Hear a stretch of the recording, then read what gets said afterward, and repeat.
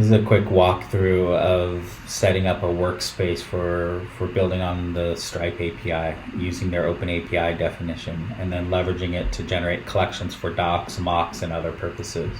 So I've got an empty workspace here with no APIs or collections. I'm going to create an API.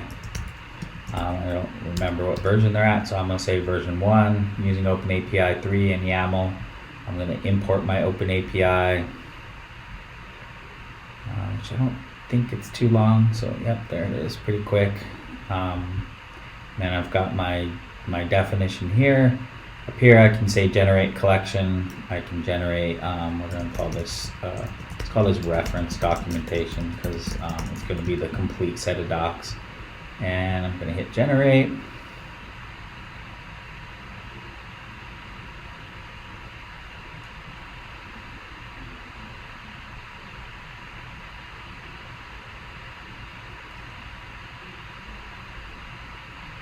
How many requests it has. I think it's got like 300 or 400 though, so it does take a little bit to work its way through the OpenAPI, make sure everything's created as a collection.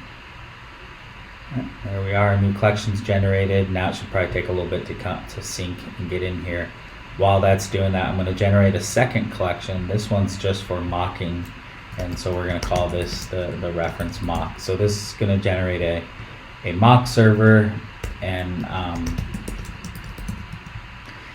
I'm not going to make it private right now because I want to be able to make some calls to it, but I am going to have this save the URL in an environment. So it's going to create an environment with the base URL in it.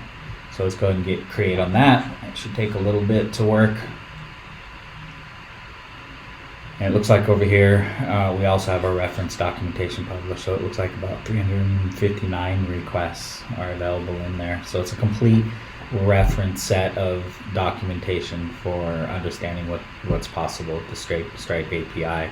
The goal with this mock representation now is that we can actually make calls to the API without actually signing up for Stripe, because it created this URL. It's going to drop that in an environment for us up here, and it's still generating the collection over here. But I also know that it doesn't use base URL, so we need to change this to be base URL to match up with our actual definition. Now over here I've got the reference documentation. I can hit publish on this.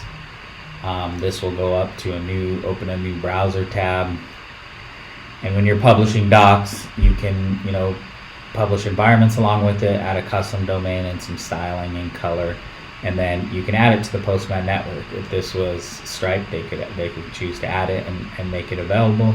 I'm not going to, because I don't want to have the Stripe API documentation as part of our team profile. I'd rather have it as Stripes. And so I'm going to hit publish.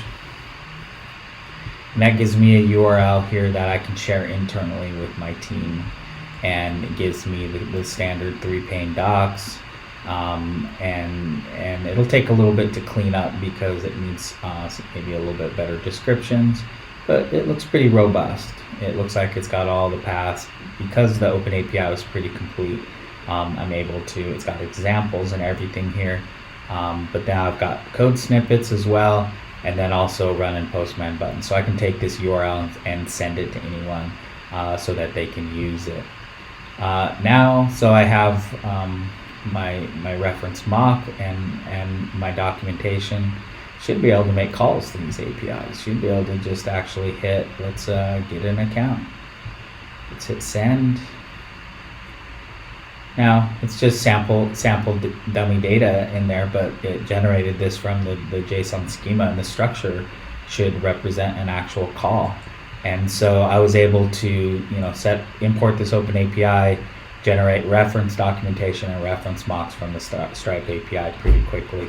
Now if I want, I could connect this to a repo, sync it to a repo, and use it in other systems as well. But now I'm going to get to work creating some more DevOps style or other types of like kind of business workflow collections using the Stripe API.